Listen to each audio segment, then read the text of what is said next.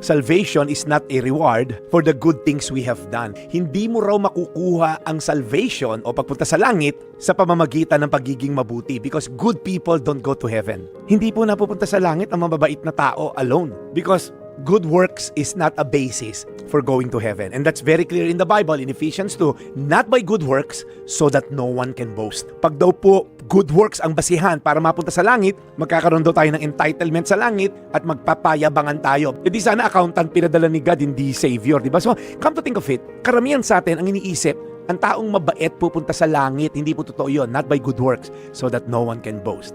So, Pastor Jeff, kung hindi pala mapupunta sa langit by good works, paano mapupunta sa langit? Well, sinabi ko ng verse kanina, di ba? Patient si Lord, not wanting anyone to perish. And the Lord is compassionate, abounding in love, kaya pinadala niya yung kanyang bugtong na anak.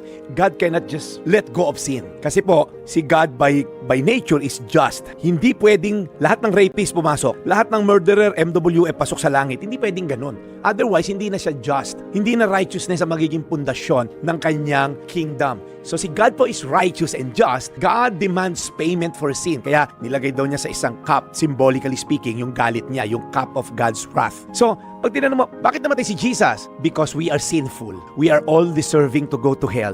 But God, in His loving kindness, demanded payment for the sin natin sa Kanya. And since wala tayong pambayad, since hindi natin kayang bayaran ang utang natin sa Ama sa Langit, since He's demanding a just payment for our sinfulness, God also provided the payment for the sin. Sa 2 Corinthians 5:21, God made Him who had no sin to be sin for us, so that in Him, kay Kristo, we might become the righteousness of God.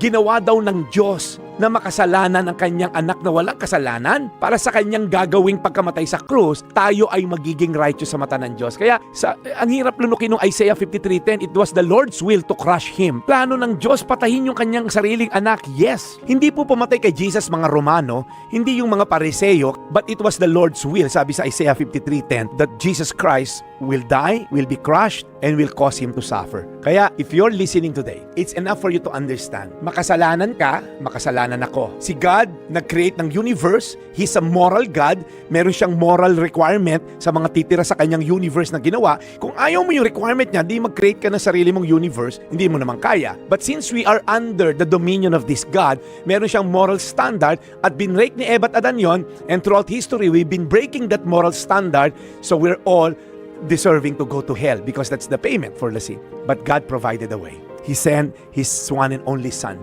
Jesus Christ, para pumamatay on your behalf and my behalf, so that we don't have to pay the penalty because hindi rin naman natin kayang bayaran in the first place. Not by good works, but Jesus Christ did it for you and me. That's why it is finished. It's done.